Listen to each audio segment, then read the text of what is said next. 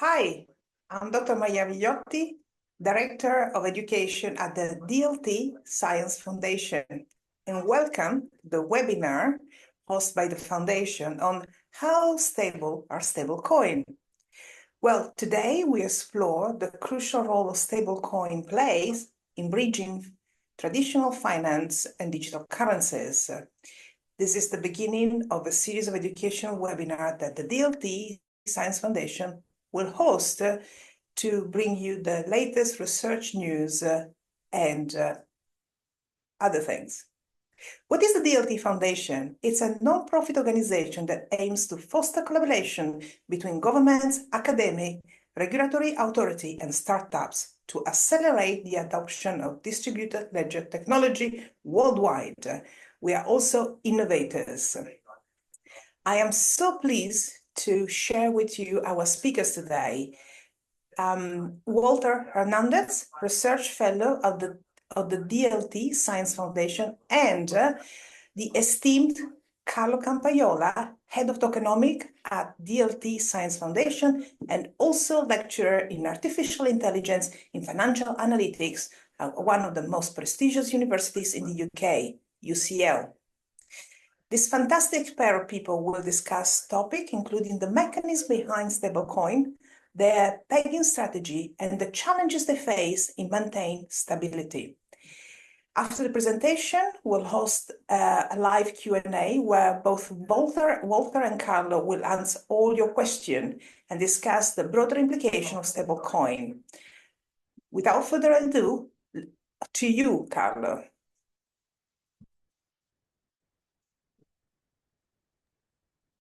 Thank you, Maria. Thank you for the introduction and welcome everyone. So I'm Carlo Campajola. Nice to see you all here.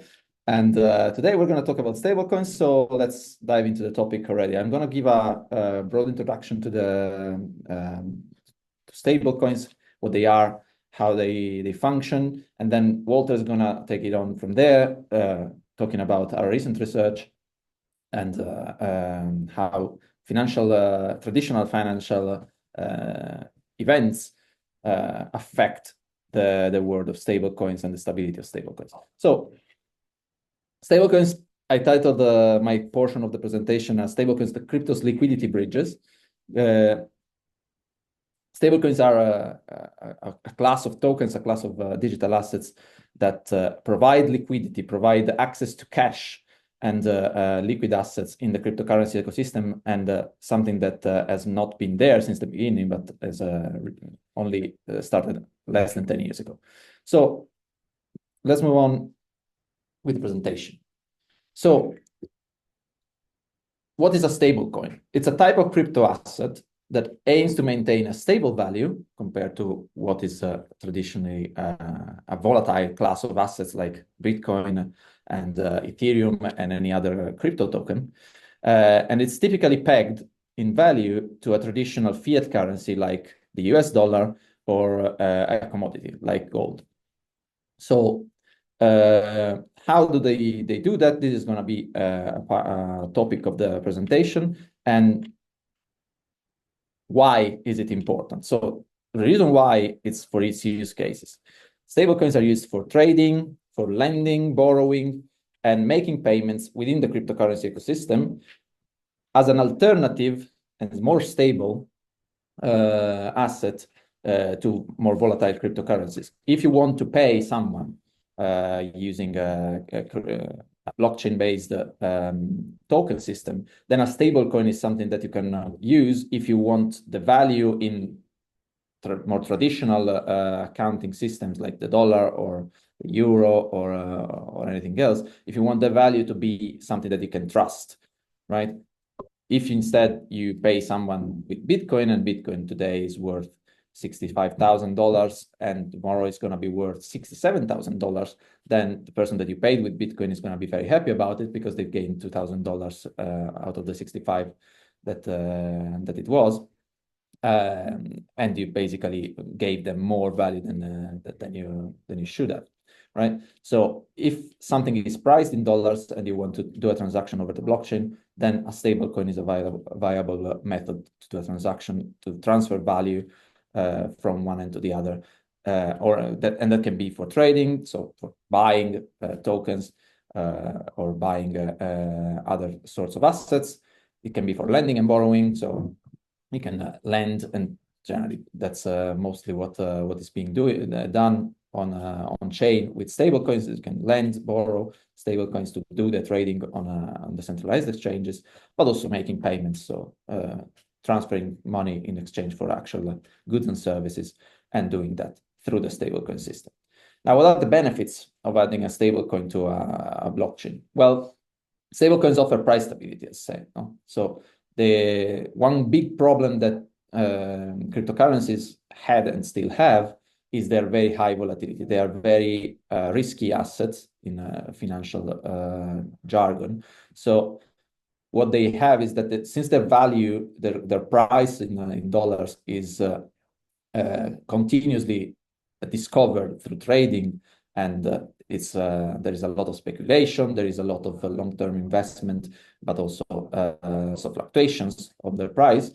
One thing that was lacking until 2014, 2015 in the cryptocurrency space was something that could proxy the value of fiat currency, which is the common unit of accounting and means of exchange in the real world. That initially started as pegged to dollars, so that just because dollars are the most commonly used currency in financial applications, but then there have been alternatives in terms of both the type of currency that they mimic. So there's stablecoins that are pegged to the euro, and there are also stablecoins that are pegged to commodities. So you can also have a stablecoin that mimics the value of gold in case you want to transact using that. Now, the way in which they do that basically classifies stablecoins into different types. There are three macro types. One is the fiat or traditional collateralized stablecoins, which are backed by a reserve of traditional financial assets like currencies, like treasury bonds, like gold, and so on. Then there are the crypto collateralized ones, which are typically live entirely on chain. They are collateralized by posting some Ether or other sorts of Bitcoin or other sorts of crypto asset to back the value of the stablecoin, which is nonetheless typically pegged to a fiat currency. So you can still have a currency that is keeps the value at $1, but the way in which the value is preserved is by backing that with more than $1 value of Ether or other cryptocurrencies. And then finally, you have a final class, which is the algorithmic stablecoins that use complex algorithms and on-chain mechanisms to maintain stability. And we're going to talk about those as well. And as the big box here says, stablecoins are an important and growing part of the cryptocurrency ecosystem, and they provide access to liquidity to all market participants, especially on-chain. Now, as I said, it's a growing asset class. Let's talk numbers here. So as you can see here, like they've taken this chart from Crypto Atlas, and it's basically running through all the history of stablecoins since the late 2015 and 2016 until now. And this is the total stablecoin market capitalization. As you can see, they really picked up in 2020, 2021, when the DeFi summer or basically when the decentralized finance became very popular.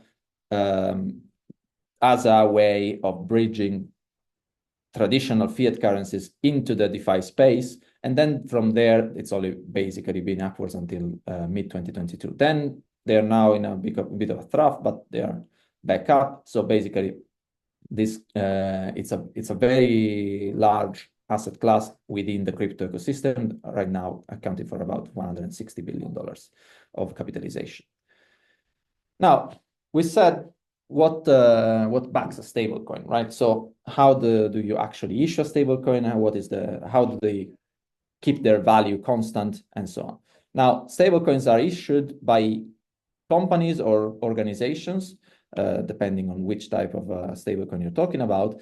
And the company or organization that issues them is holding in its bank account or on-chain a reserve of assets, such as other fiat currencies or a basket of commodities or other cryptocurrencies that back the value of the stablecoin.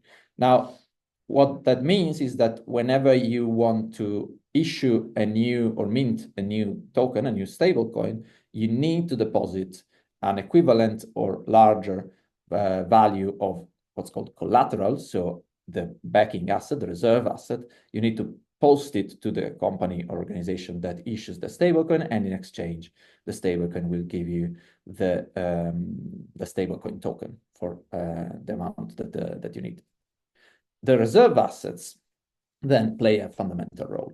And the reserve assets can be fiat currencies. So if we talk about fiat-backed or traditionally backed stablecoins, those are US dollars, euros, or gold, silver, and other commodities. So those are things that have a given value in the traditional financial ecosystem, and then the company is generally a company that has a foot on chain where they issue the stablecoin and a foot off chain where they keep the fiat currency and the commodity, so the reserve. And those are generally either stored in secured vaults, if that's gold or silver, or in bank accounts, if that's dollars and euros. And we will see that also playing a big role in Walter's presentation. If the reserve asset is instead another cryptocurrency, then those cryptocurrencies are easier basically to handle on chain. So everything can be done on chain. So the cryptocurrency is stored in a vault or like a locked account on a blockchain, typically Ethereum, but that's not the only one. They also have now all the layer 2s or other like Solana that also host stable coins from that are backed by cryptocurrencies. So again, that would mean that whenever you want to take a cryptocurrency, like whenever you want to issue a new cryptocurrency, then you want to have like that a smart contract on the Ethereum blockchain. Let's say you post some Ether to that smart contract, and the smart contract returns you with a given amount of stablecoin, which is devised through an algorithm. And the composition and management of these reserve assets is crucial to maintaining the stability of stablecoin. Why? Well, the point is that we're talking about monetary assets. Monetary assets is the reason why the dollar or the euro or the Chinese yuan, they have that their value is because people trust that that value is going to stay constant and is going to stay like stable over time. And that's the central bank in that case will defend that value using its markets operations, so changing the interest rate or trading foreign reserves to compensate for inflows and outflows of value from their currency. And they will also support the government basically in keeping the economy running, and the value of the economy is more or less what is backing the value of the fiat currency. Now, this doesn't necessarily apply to stablecoins, mostly because at the end of the day, a stablecoin is something that is a derivative of a fiat currency or something that's trying to mimic that, but is not backed by a central bank that can print money and that has the government support in doing that. And they're also not backed by, to really put it bluntly, the army or whoever, or the law enforcement that can force people to accept the value of the currency whenever they use it, right? So since that it is none of those, the way in which the collateralization happens, so the way in which the backing of the stablecoin happens, is crucial to maintaining its stability.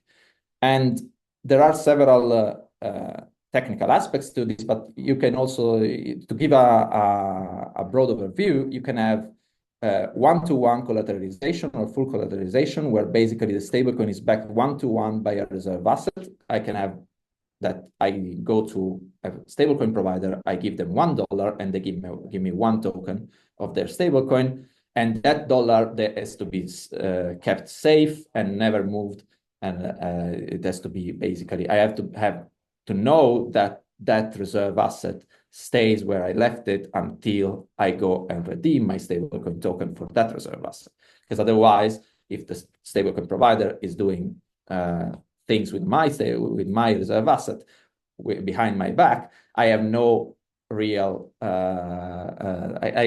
basically my trust becomes limited, and then the stablecoin could suffer runs like you would have on a bank that is going bankrupt.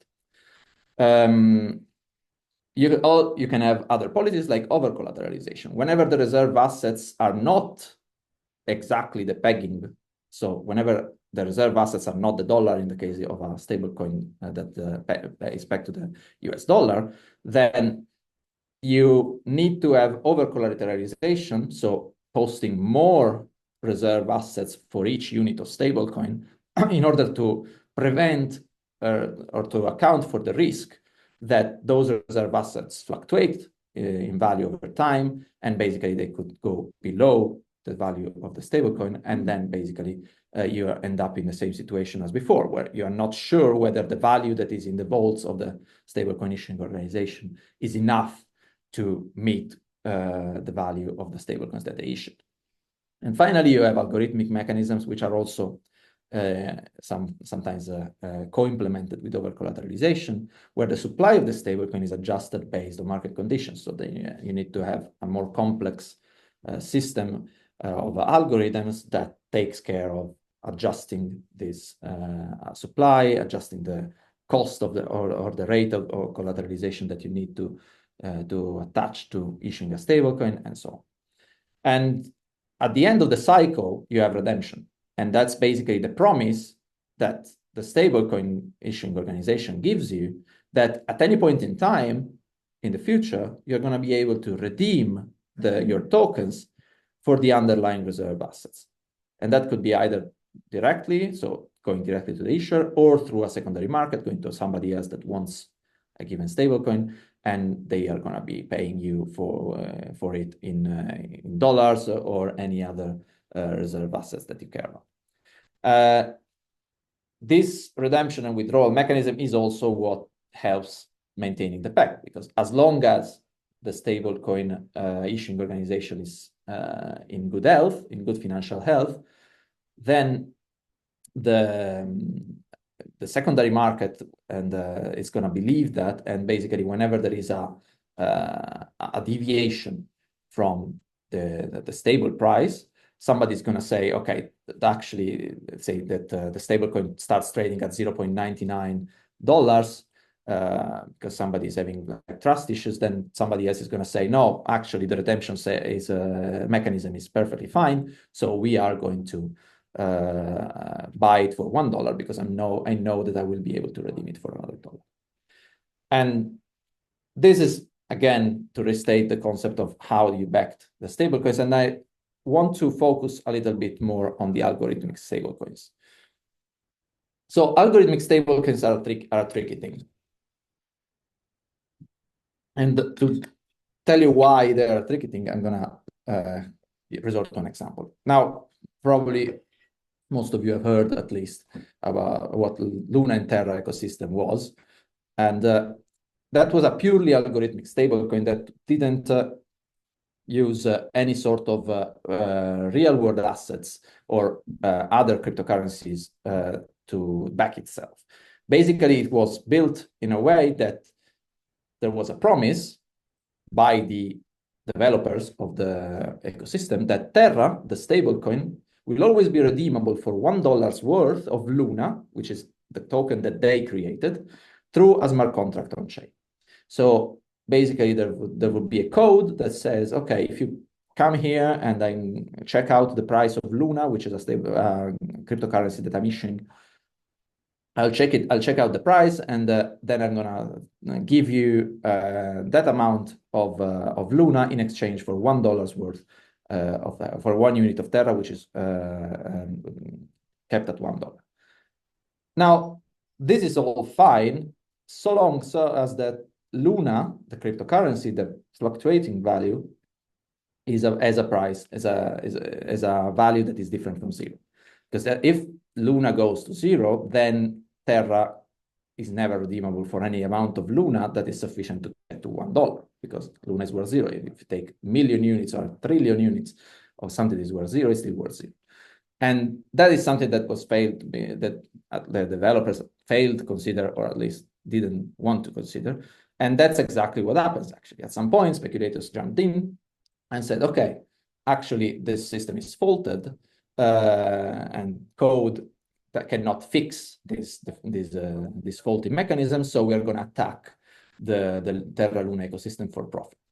And that's what happened. So basically on 9th of May and 10th of May of 2021, the algorithmic stablecoin of Luna and Terra was attacked, and the Luna coin went to zero, as you can see here. So you have this sheer cliff. And at the same time, the Terra stablecoin, which until that time was being pretty stable in keeping its value, it went also down to zero and basically failed. And this is something that the issuers of it had failed, and the early users of it had failed to consider, is that all these assets, all these stable coins, are actually meta-stable. There's a chart that comes from like physics textbooks where you have this meta-stability concept. So you have a system that has two equilibrium states.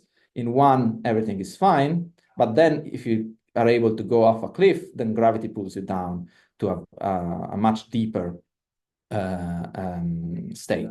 And that deeper state is the ground state, is the state of like that ultimately the system will reach. And that's, in this case, for the Terra and Luna ecosystem, is the state where everything is worth zero, because once you get there, there's no coming back from that.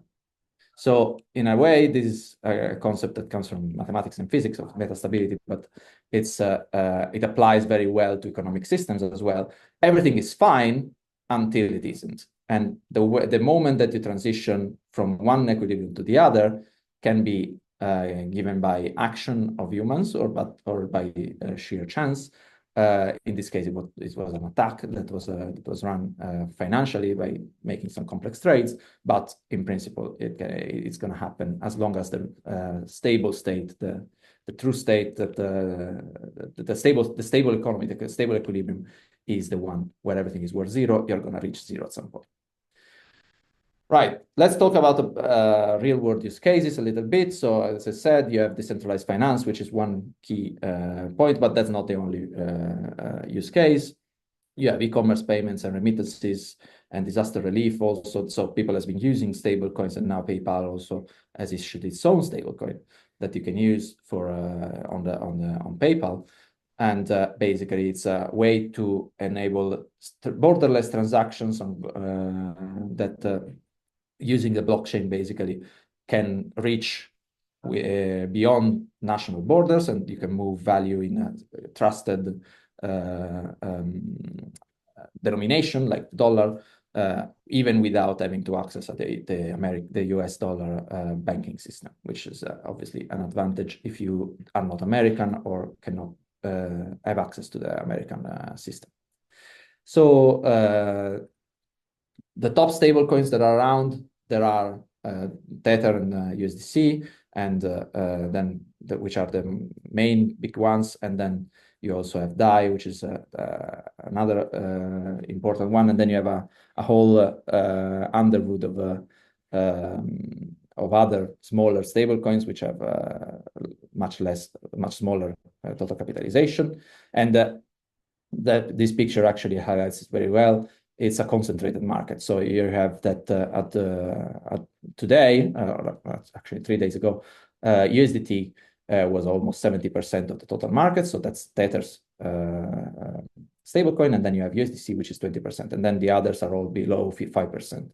So it's a very concentrated market. And the regulatory landscape is also very unclear for the moment. Both the US, the EU, and the UK all have different regulations behind it. There have been controversies with some of the issues, in particular Tether, in the US, because Tether is not registered as a financial institution in the US. And the Tether is not registered as a financial institution in the US, and transparency has been an issue. And the reason why it's not registered in the US is because they are not transparent enough regarding the nature and quality of their reserves. Now, this is a chart that they publish on their website, which is the reserves breakdown as of the last reserves report. And it's taken from their website. And they say, okay, we have 84% of our total value is backed by cash and cash equivalents. Then you have corporate bonds, precious metals, bitcoins, and other sorts of assets. But and they also give you a breakdown of what these cash and cash equivalent assets are. Now, the problem with this is that these reserves reports that Tether publishes are not financial statements, and they are not fully audited. They are only a picture provided by a reporting, an auditing firm, but it's not an audit, about their total assets and liabilities as of a specific date. So you cannot have a clear picture of what's going on behind the curtains, and so they are not transparent in that, not transparent enough for the US regulator at least. On the other hand, you have Circle that issues USDC and other stable coins, and they also publish something that is a very similar in how it looks like from what Tether publishes. But if you look at the fine print, Circle is actually a SEC-registered government money market fund, and it's also saying where its reserves are custodied, and it's fully audited. So if you also look at the detailed monthly attestations, they also can track basically what their reserves were and where they were at any point in time. So there is this massive difference between two stablecoin issuers that are actually very similar in terms of mechanism, because they are both backed by the same assets, and they're both off-chain institutions that operate with 1 foot on chain and 1 foot off chain. But in the fact that Circle is regulated and is more transparent, it is in a way more accepted by the regulator. But as Walter will tell you, it's also coming with some drawbacks. This transparency comes with some drawbacks. Finally, just to give a mention, we didn't talk much about DAI, but DAI is a fully decentralized stablecoin in terms of its fully blockchain-based stablecoin in terms of its issuance and backing collateralization. DAI is, and the way in which transparency is achieved on DAI is that you can actually check at any point in time where all the reserves are, and basically you can say that in this vault that is on the Ethereum blockchain, there are 150,000 ETH that back 156 million DAI, okay? And basically it also tells you what is the reserve ratio, so basically the value of ETH over the value of DAI that is issued, which is over 3 times. So you can basically tell whether everything about the backing of the stablecoin. Which is obviously fully transparent, but also doesn't rely on regulators or auditing or external auditing to do that. Everything is on chain. Just to wrap up, then we briefly saw that stablecoins are a crucial and growing component of crypto markets, and that they have the unique role of bridging liquidity from the traditional monetary asset space into the blockchain space. And to keep their value, they hold reserves that are worth more than their capitalization. And as on the quicker side of on algorithmic stablecoins, we said that if they really don't have any true reserves, but only like some arbitrarily defined reserves, that doesn't end well. Different providers have different issues and collateralization methods, but we talked about what are the main types. And finally, regulation is still very unclear and fragmented, and transparency is inhomogeneous in the space. With that, I'm gonna stop, and I'm gonna hand over to Walter, who's gonna talk more in detail about what our recent research was and why transparency is actually important in the space. Thank you. Thank you very much to Carlo with a very clear explanation of how stablecoins work, how they're composed, and the importance of the reserves being used by them. Now, the research that we carry together under the supervision of Carlo at the University College London and the DLT Science Foundation, we wanted to answer directly how, for example, this transparency in reporting, it's influence the stability of a stablecoin during market shocks, specifically traditional finance market shocks.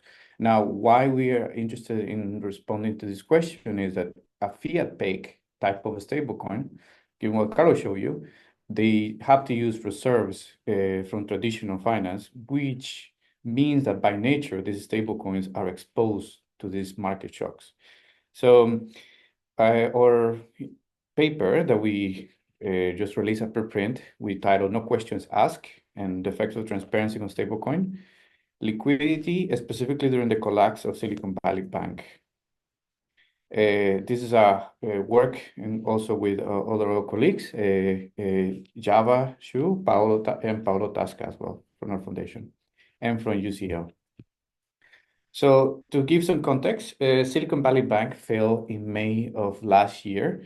This was the main commercial bank used by the Silicon Valley startups, and to the point as well that Circle, the issuer of USDC, had some of their cash reserves hold at Silicon Valley Bank.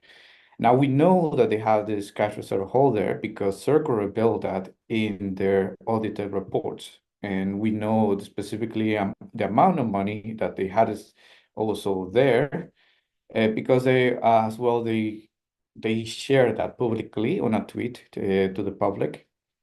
And so given that we have all this amount of information provided by Circle in terms of transparency reporting and in terms also announcing to the public that they were exposed to Silicon Valley Bank, we wanted to measure, given the transparency of this stablecoin, how would they affected by Silicon Valley Bank collapse?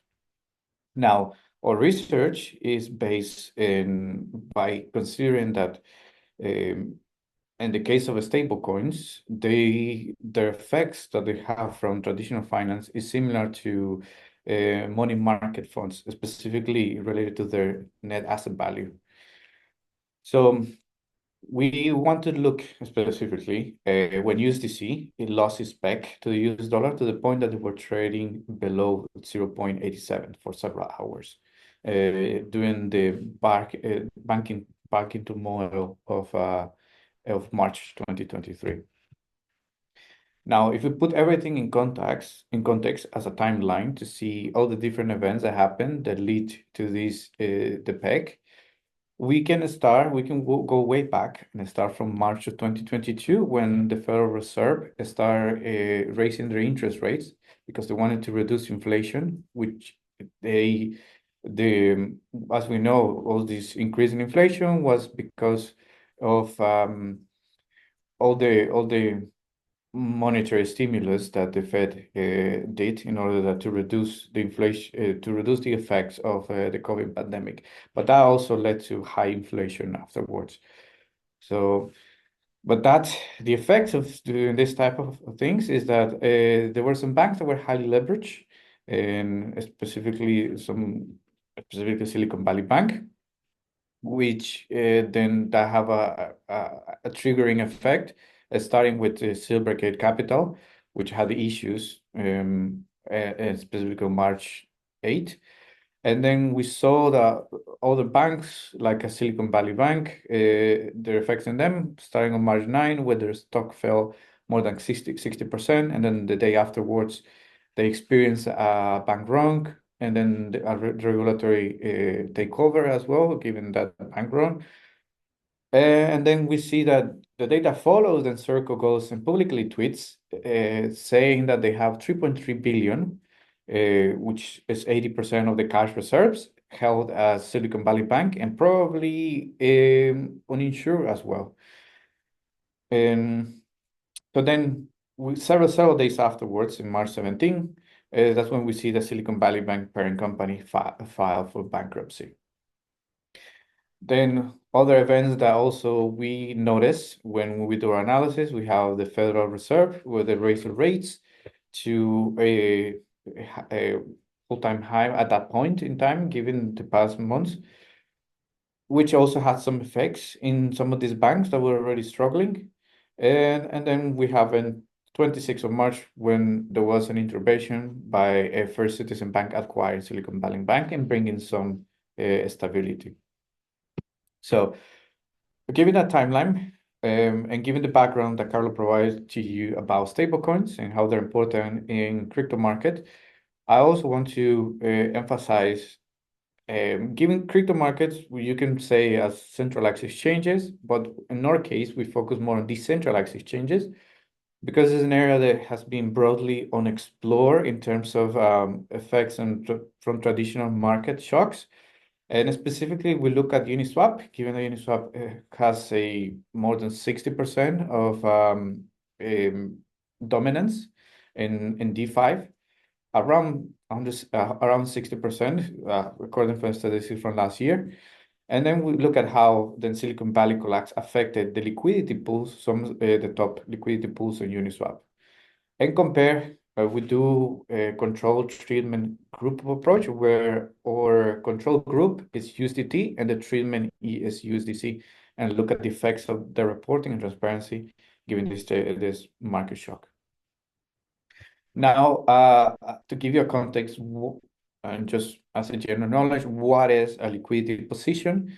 So imagine this is a liquidity pool where you deposit 2 tokens, and you decide that your token you're gonna put your X amount of token Y and your amount of token X within a price range. So in order that when someone comes to a trade, and let's say this is the current price at this point in time, and someone does a trade, and if you put your liquidity within this range, they will be consuming your liquidity, and then in exchange you receive some of the fees for being a provider. And then depending on the supply and demand the demand in the market, this price might move. So it might move to here, and then we'll consume this liquidity position. So given this context, liquidity it tends to respond a lot. It tends to be to respond to market shocks more. It's generally known because you as a provider might withdraw or add liquidity given what you're seeing in the market. So now the questions that we were interested to respond are mainly about stablecoin liquidity impact, specifically for DeFi, and how the reserve asset transparency affected this stablecoin liquidity within the context of Uniswap market dynamics. Now, we are inspired, our work is inspired by Ben Holstrom. He received a Nobel in economics because of work that he did in contract theory. What he argues is that higher transparency is important to lower financing cost and valuation, specifically in equity instruments. But he argues that the contrary is different when you look at debt instrument. Because with debt instrument, you care more about the transparency and disclosure only at the time of redeeming, or when you're near the maturity date of redeeming your debt instrument. And for our purposes, you can argue that the stablecoins are backed by several debt type of instruments. Now, where do you see this in practice? Mario Draghi, the ex-president of the European Central Bank, in 2012, he delivered a speech about whatever it takes, where his words were carefully crafted in order that to avoid a potential self-inflicted financial crisis by using some strategic ambiguity, just to send a strong message of support and commitment to stabilizing the Eurozone at the time. Now, given that context and what inspires our work, the methodology, how we proceed is we collected from Uniswap some of the top liquidity pools in terms of volume and in terms of total value locked in those pools. So we select mainly from Wrap Ethereum and USDT and DAI USDT and Wrap Bitcoin pools from USDT and USDC. And as well, we select another liquidity pool to look directly at the interaction of USDC and USDT. For this, we use a differences approach, but for your understanding, what this means is that this is a type of casual inference where you try to see the effects when you introduce a type of policy. For example, in economics, you would try to look at what is the effect of implementing this policy by looking at the before and after the policy was implemented, and also using a control group that's not being affected by the policy. And then as well, we look at, we do some liquidity analysis, and for this, we take the marginal cost of immediacy, which was introduced by Senesoglu, which is for limited order books. But given the similarities with the automated market maker, specifically for concentrated liquidity in Uniswap V3, we are able to adapt this properly in order that we can do our analysis. And as well, we take the Gini coefficient analysis because we are interested in seeing how concentrated the liquidity among a few providers and what is the effect on this given the events. And now you can see some of the formulas here, but we're not going to go into that detail. It's for your reference. So, right, the results that we see, taking the marginal cost of immediacy, if you see here in figure 1, it's an evident flight to safety behavior, as is an evident because these lines mark here at different events. And the first line mark in green, this is to show when Silverbank liquidation started in the 8th of March. And then we see the events of the 9th of March when Silicon Valley Bank crashed, and the 11th of March when Circle tweeted about having some of their funds stuck at Silicon Valley Bank. So now, why also, you might be wondering, why is also Silvergate Bank affecting USDC? So out of the 7 banks that Circle reported that they had cash reserves, the cash reserves back in the value of USDC, 3 of them were affected during March. So one of them is Silvergate Bank, and the other one is Silicon Valley Bank. So from what we can observe in this graph is that there is this increase in cost for USDT. What it means that people are willing, or traders in this case, are willing to pay a premium to swap to USDT and then reduce their holdings of USDC. And then around here, the imbalances, we can see that effect. Now, if we look at the Gini coefficients to see the liquidity providers withdrawing and some of the liquidity and among the different pools, the main one that we can see an effect is the liquidity pools for USDC and USDT, which we have over here. So we see during the first event, there was a massive withdrawal of liquidity providers leaving that pool until the events of First Citizen Bank buying Silicon Valley Bank, where we can observe the restoring of the trust in USDC. As well, curiously, Carlo explained to you about how DAI uses several bolts to back their value. So if you see at the DAI USDC pool, it also, you can see that effect there. Now, why you see liquidity providers withdrawing some of the money as well from DAI USDC? It's two reasons. Is because they're USDC based, and that is one of the other pairs. And as well, DAI is backed, some of its value is backed by USDC as well, in some of the bolts reserves. Curiously, we observe another event is that we can see more liquidity providers in higher fee pools, which makes sense because more liquidity providers wants to be in pools where you can get more fees. while we see the contrary in pools with lower fees. But overall, the main trend that we see is that there's a high concentration of liquidity among a few providers in each of the pools. Now, when we look at total value locked, here the effects of each of the event was more evident for us. Starting with Silvergate Bank, when they announced their liquidity concern, the stability concern that they probably will not be able to they will not be able to survive quickly until they finally were taken over. To the point when we see the liquidation, we see this big drop in total value lock in the USDC pools. And then we continue with more events, such as when Silicon Valley Bank stock crash.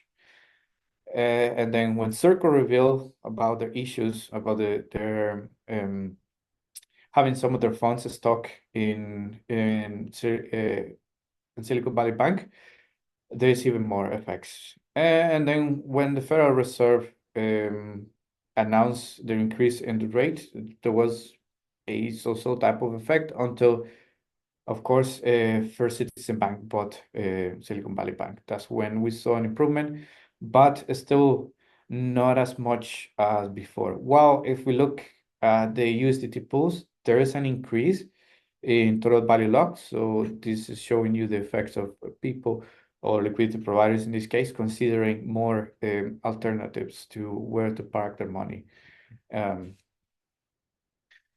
So this is some of the events in more detail. Now, the main conclusion and implications that we see is that there is a transparency contradiction in stablecoins. When these events were happening, we know that USDC, from what Carlos showed you, is providing a more detail and high frequency reporting, which led the market to respond quicker to the market shocks. When we say detail and high frequency reporting, in the case of USDC, they tell you what banks where the cash reserve store held at, and they tell you as well, for example, every month they have a reporting, so giving you more high frequency. While we have the case of USDT, which they will provide you reports every 6 months. And even though they have certain cash reserves, we don't know where they're stored or which banks. We don't know if they were actually exposed by any. Probably they have. We don't know if they might have funds in Silicon Valley Bank or Silvergate Bank. That's completely unclear from the reporting. But on the other hand, we also notice a difference, or that might have led to the difference in the effects on USDC and USDT, and that is that USDT is more balanced in the type of